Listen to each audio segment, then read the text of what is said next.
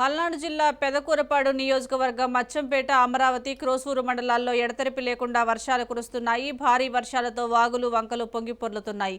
అచ్చంపేటలో లో లెవెల్ చస్టాలపై వరద నీరు పొంగి ప్రవహిస్తోంది. విద్యుత్ సబ్స్టేషన్ను వరద నీరు చుట్టుముట్టింది.